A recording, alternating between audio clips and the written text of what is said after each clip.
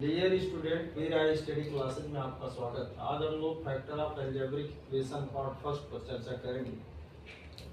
Algebra में factor कैसे किया जाता है, इस पर हम लोग आज अध्ययन करेंगे। मान लीजिए कोई संख्या आपको दे दी गई है इस तरह से 2x² प्लस 5x प्लस 3, इसका आपको फैक्टर करना है। तो सबसे पहले आप क्या करते हैं, पहली संख्या का तीसरी संख्या मल्टीप्लाइकेशन हो जाता है।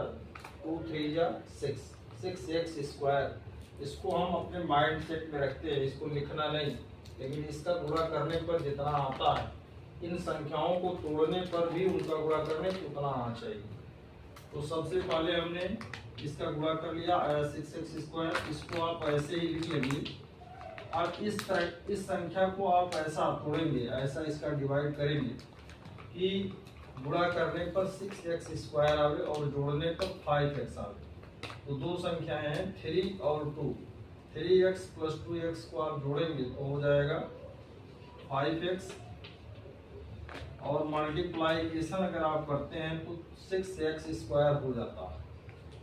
अब इसमें दो संख्याओं को एक ब्रैकेट में रखेंगे। इस तरह से संख्या को दो संख्याओं को एक एक ब्रैकेट में रख लेंगे। फिर यहाँ पर हम देखेंगे कि इसमें कुछ कॉमन है कि नहीं।